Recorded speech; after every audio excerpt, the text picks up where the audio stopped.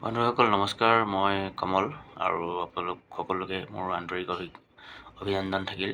আৰু মোৰ ইউটিউব চেনেললৈ নতুন এটি ভিডিঅ' লৈ আপোনালোক সকলোকে আকৌ পুনৰবাৰ স্বাগতম জনাইছোঁ। আশা কৰোঁ ভিডিঅ'টো আঁকোৱালি ল'ব আপোনালোক সকলোৱে, আৰু কিবা যদি ভুল হয় ক্ষমা কৰিব আৰু শুধৰাই দিয়াৰ চেষ্টা কৰিব কমেণ্ট কৰি পেলাই। চ' মই আজি আপোনালোকক ক'বলৈ ওলাইছোঁ সেইজন ব্যক্তি যিজন পৃথিৱী বিখ্যাত। তেওঁক পৃথিৱীৰ চিনি নোপোৱা মানুহ নাই, আৰু তেওঁ যিমানবোৰ তেওঁ অসফলতা লাভ কৰিছিল, আৰু ইমানবোৰ অসফলতাৰ পাছতো তেওঁ ইমান সফলতাৰ শিখৰত কেনেকৈ উঠিবলৈ সক্ষম হ'ল, তেওঁৰ বিষয়ে আজি আলোচনা কৰিম। আৰু যদি ভাল লাগে চাই যাব, ভিডিঅ'টো শ্বেয়াৰ কৰিব, লাইক কৰিব।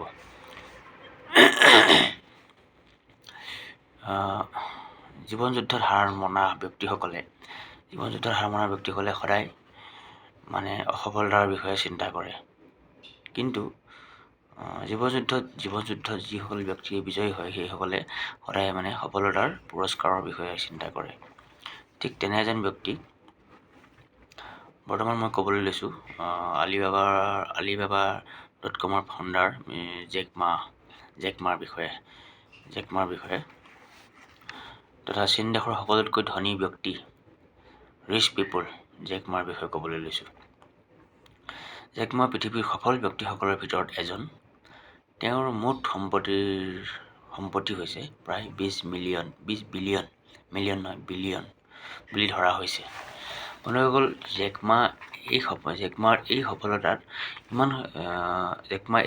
ইমান সহজতে পোৱা নাছিলে। তেওঁ বহুত কঠোৰ পৰিশ্ৰম কৰিছিলে, আৰু তেওঁ য'লৈকে গৈছিল তাতেই তেওঁ অসফল হৈছিলে। প্ৰত্যেকবাৰ তেওঁ অসফল হৈছিলে। ইমানবোৰ অসফলতাৰ পাছত তেওঁ সফলতা কেনেকৈ পালে তাৰ বিষয়ে আমি আজি কথা পাতিম। ইমানবোৰ অসফলতা পোৱাৰ পিছতে সফলতাৰ শিখৰত যোৱাৰ কেনেকৈ চিন্তা কৰিব পাৰে তেওঁৰ জন্ম হৈছিলে 1964 চনত চীন দেশৰ এখন সৰু গাঁৱত। আৰু যেতিয়া তেওঁ 13 বছৰ বয়সৰ আছিলে তেতিয়াই তেওঁ ইংলিছ শিকিবলৈ আৰম্ভ কৰি দিছিলে। তেতিয়া চীন দেশত ইংলিছ শিকাটো কম্পালচৰি নাছিলে, আৰু সেইকাৰণে অলপ অসুবিধা হৈছিলে। কিন্তু তেওঁ ইংলিছ শিকিবলৈ আৰম্ভ কৰাৰ কাৰণ আছিল তেওঁ তাত টুৰিষ্ট গাইড, তেওঁ তাত অহা টুৰিষ্টবিলাকৰ গাইড হিচাপে তেওঁ কাম কৰিছিলে। আৰু সেইকাৰণে তেওঁ ইংলিছ শিকাটো আৰু ক'বলৈ সুবিধা পাইছিলে, আৰু ইজি হৈ গৈছিল তেওঁৰ কাৰণে, আৰু ইংলিছ শিকিছিলে। টুৰিষ্টসকলক গাইড কৰোঁতে তেওঁ এজন বিদেশীৰ লগত তেওঁৰ চিনাকি হৈছিলে। ঠিক তেনেকৈ ভাল বন্ধুত্ব হৈ গৈছিলে। তেওঁ জেক মাৰ নামটো দিছিল, জেক মাৰ নামটো দিছিলে, কিন্তু জেক মাৰ আচল নামটো দীঘলীয়া আছিলে। ক'বলৈ অসুবিধা হোৱাৰ কাৰণে সেই ফৰেনাৰজনে তেওঁক জেক মা বুলি শ্বৰ্টকাটত নামটো দিছিলে। আৰু জেক মাৰ আচল চাইনিজ ভাষাত লিখা বৰ কঠিন হৈছিল। জেক মাৰ নামটো চাইনিজ ভাষাত লিখাত বৰ কঠিন হৈছিল, সেইকাৰণে অলপ অসুবিধা হোৱাৰ কাৰণে তেওঁক জেক মা নামটো দিয়া হৈছিলে। জেক মা পঢ়া শুনাত জেক মা বহুত বেয়া আছিলে, আৰু তেওঁ প্ৰায় ক্লাছ 8ত দুবাৰ ফেইল কৰিছিলে। যেনে তেনে তেওঁ টানি আজুৰি গৈ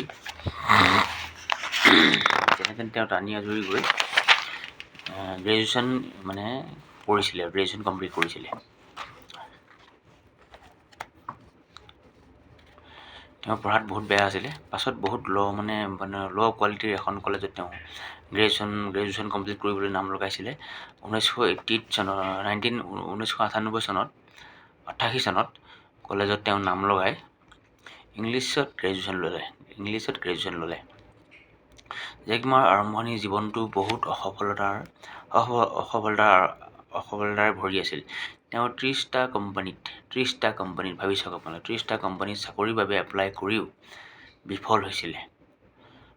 সকলোতে তেওঁ বিফল হৈছিলে। 30টা কোম্পানীত আমিতো কিবাই কৰি পেলাম চাগে, নহয় জানো? কিন্তু তেওঁ 30টা কোম্পানীত বিফল হৈও তেওঁ ধৈৰ্য ধৰি আছিলে।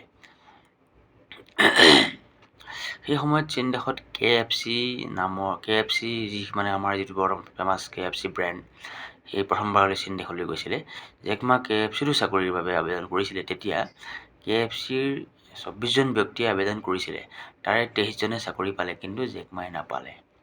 চিন্তা কৰি চাওক, ইমানবোৰ অসফলতা, তাৰ পাছতো ধৈৰ্য। এই ভিডিঅ'টোৰ পৰা আমি শিকিবলগীয়া বহুত আছে, চ' মই আলোচনা কৰিছোঁ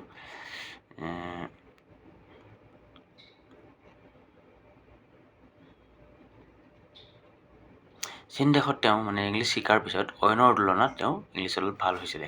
গতিকে তেওঁ এখন কলেজত এজ এ লেকচাৰাৰ হিচাপে চাকৰি কৰিছিলে। তাৰপিছত 1995 চনৰ আৰম্ভণিত তেওঁৰ বন্ধুক লগ ধৰিবলৈ তেওঁ আমেৰিকালৈ গৈছিলে। সেই যে লগ পাইছিল বন্ধুজন, তেওঁক লগ ধৰিবলৈ 1995 চনত আমেৰিকালৈ গৈছিলে। আমেৰিকাত তেওঁ প্ৰথমবাৰৰ বাবে ইণ্টাৰনেট দেখা পাইছিলে আৰু তেওঁ আচৰিত হৈছিল যে ইণ্টাৰনেট দেখি আৰু ইণ্টাৰনেট তেওঁ বিয়েৰ শব্দটো বিচাৰিছিলে। তেওঁ দেখিলে যে বহুত দেশৰ পৰা তেওঁ জ্ঞান পালে, কিন্তু চাইনিজ ভাষাত তেওঁ নাপালে। তেওঁৰ ইণ্টাৰনেটৰ প্ৰতি আকৰ্ষিত হৈছিল আৰু ইণ্টাৰনেটৰ প্ৰতি তেওঁ আকৰ্ষিত হোৱাৰ লগে লগে তেওঁ চিন্তা কৰিছিলে যে মই এই ইণ্টাৰনেটত কিবা এটা কৰিব লাগিব।